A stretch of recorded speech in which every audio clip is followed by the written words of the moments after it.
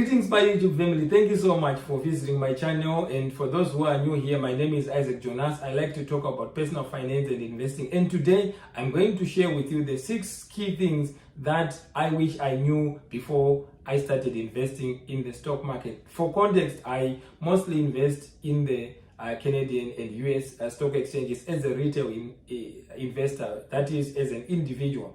So I have learned over time that, through mistakes and sometimes even, learning from reading and also other communities that I'm part of, that it is very, very important to have an education. Number one, because I'm an economist, I have a basic understanding, right? So for me, I just had the academic knowledge, but I realized later on when I started investing that it is much more complicated. So investing is risky if you don't know what you are doing. So it's very important to read books. I like to read books, that, talk about the stock market and what's going on. And then the key thing is once, I became comfortable, I then decided to start investing. But I started gradually because, I wanted to learn, I remember I started investing with only $300. I had to call the broker to say, even though you want $1,000 as the minimum deposit, can I just start with 300? And I started and I built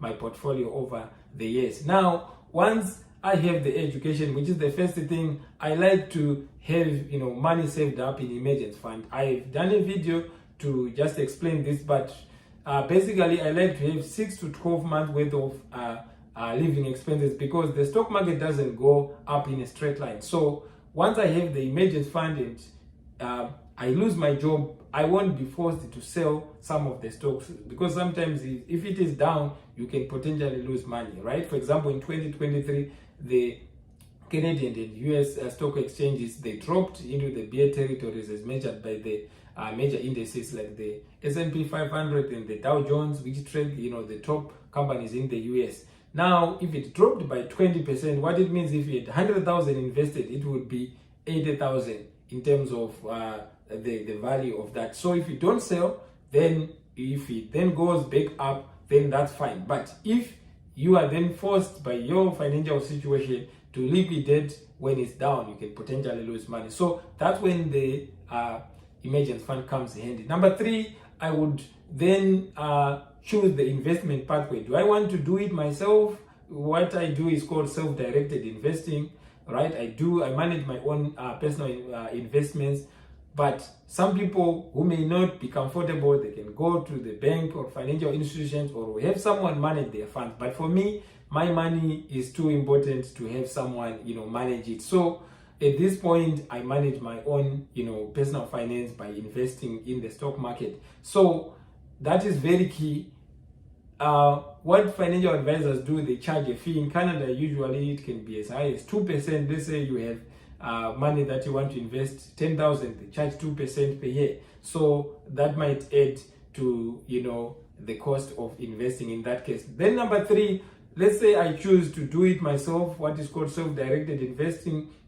I have to have a brokerage account. So a broker is basically usually a financial intermediary or a firm that usually matches, let's say if you want to buy or trade shares, they match the buyers and the sellers, right? So in my case, I use Quest Trade, and I'm not promoting them per se, but I realize that they, compared to other brokers, they have lower fees. But this might be different for some of my viewers from other parts of the world. But once you have the brokerage account, you understand that the fees, they are not excessive, and you like it. They offer you the services that you want. If you want to buy equities, that is stocks, exchange traded funds, if you want to buy treasury bills, or let's say some people, they trade currencies, then if they have those services, you can then consider doing that. Then number 5, I then get started. Getting started now, I have to understand my risk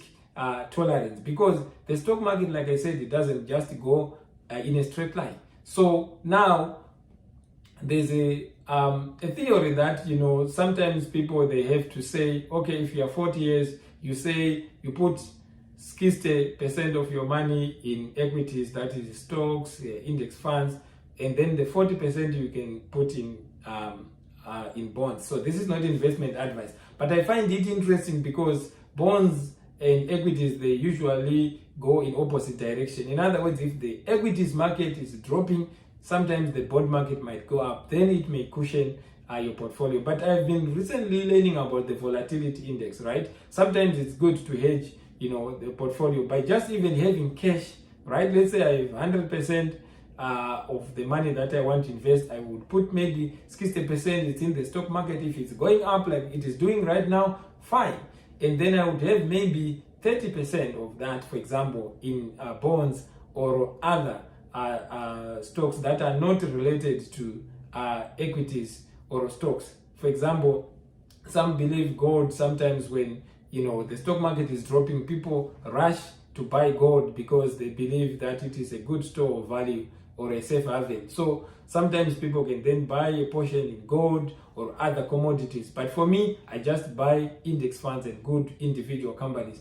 And then I buy some bonds, and sometimes I buy some exchange traded funds that track the futures market in terms of the volatility index. In other words, if people start to sell off, sometimes it then triggers the ETF or the what is called the VIX, that measures the volatility index, to go up. And once it goes up, if I have shares in terms of the exchange traded fund, then I can then sell when the market is down and even buy, because it tracks. If the S&P 500 drops, the volatility, most likely it might go up. And what that means is, if it goes up, I can kind of cash out and then invest in the S&P 500 when it's down, with the expectation that it might actually go up in the future. It's not investment advice, but I'm just sharing this as a way that I hedge my portfolio. But sometimes I also can have cash, and then also maybe treasury bills. But that's something that someone has to go and find out, what's best for them, and in most cases talk to financial advisors and tell them, what your risk tolerance is, so that if the market drops, you don't panic, right? You make the right decision, because sometimes the psychology of holding on, seeing the portfolio in the red, can be challenging. So that's what I wanted to share in terms of the 6 key things that I think they are important. If I was going to start investing in 2024, I would get an education first, save my emergency fund for a year, and then choose the investment approach. If I want to do it myself, self-directed, or to go with the bank, then number 2, I would then open the brokerage account, and then number 5, I would then choose what I want to invest in the stock market, be it commodities, stocks, bonds, treasury bills, or just holding cash.